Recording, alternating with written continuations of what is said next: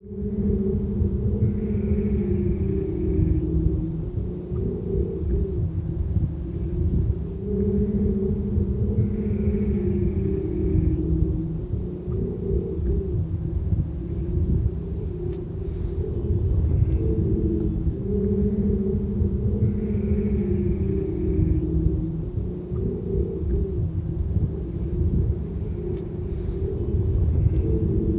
the Panopticons are different. They're all a different kind of creative response to the brief that we sent out. We wanted to make something that had to do with wind, and we thought the most positive thing, because people complain, oh, it's too windy, don't want to go there. The most positive thing is to turn the wind into music, and so we experimented for a long time. And I suppose as architects we're always kind of looking for something that's very specific, and we say specific to time, place or person. And in this case it was kind of a place. Well, really the original idea came from the site, when we knew that it was a really windy site. Sir Simon Townley, who owns the land here, he offered the site of this former rediffusion transmission station. So then this building at the side of me and the telegraph poles, what we're going to do, we're going to cut them down, and something close to my heart is we're going to recycle this building.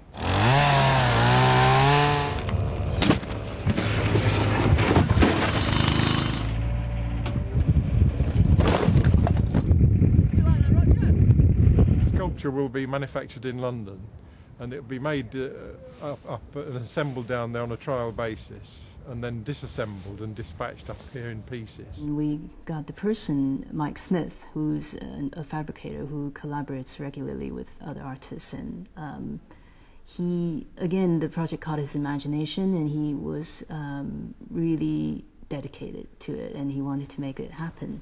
And we collaborated with them very much in detail about exactly how this is going to fit this, what type of bolt, how's the bolt hole going to be cut, how's the embouchure hole going to be cut. Also, they then produced this fantastic set of drawings to instruct people in Burnley how to then put it up. So I suppose you work together and then you pass it along.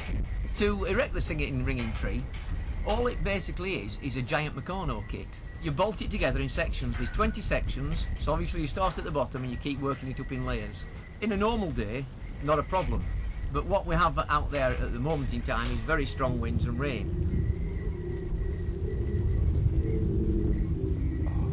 We held our opening ceremony about 10 days before Christmas. And in retrospect, you might conclude that we were a little bit balmy to try and take people up to this very exposed site in the depth of winter in the Pennines. Right, this is going to be a bit of a rudimentary ceremony, but welcome to Crown Point. And it gives me a great pleasure to declare this magnificent sculpture open.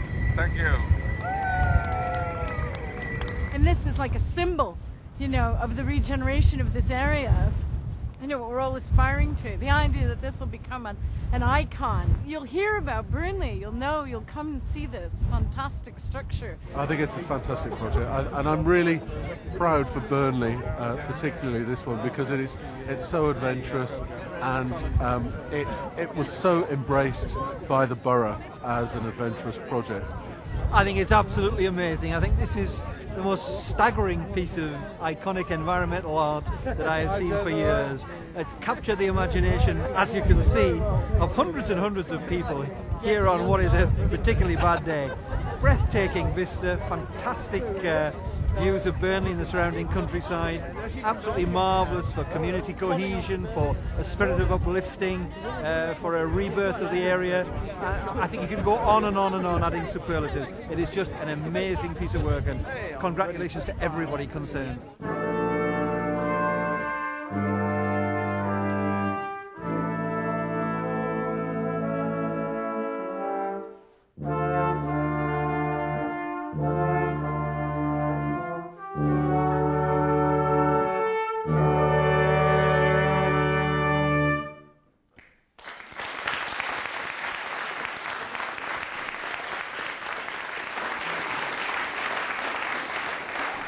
I think we in Burnley Borough Council see art as a catalyst, a really important catalyst for positive change that can underpin the sort of transformation that we all aspire to for this town. I think anything that's as brave and as forward-thinking as this kind of project, particularly in an area like this, needs support and deserves help. It's not just about art, it's actually about jobs and people's lives. The modern post-industrial economy is driven by value-added industries, where creativity is important. So creative cities and creative regions are the heart of the new economy. And this region, which already is creative, has to acknowledge that through things like the Panopticons, or we're going nowhere. Each partner brought something different to the programme itself. Again, driven by Mid Pennine Arts, who've done a fantastic job, both in terms of working with private sector and public sector partners, but I think most importantly in working with local communities. I think Mid Pennine Arts' approach has been an exemplar, and I think if you're going to do something as potentially controversial as a public art programme, then the Mid Pennine approach is the way to do it. Very happy. I mean, from a distance, the delicacy of it, you kind of want to investigate its sculptural properties. Fantastic. I'm really, really pleased. It's amazing to see the sheer weight and the physicality of it. I think for Mid Pennine, it has been a high-risk project, but we're very proud to have been at the heart of it, and we wouldn't have missed it for the world.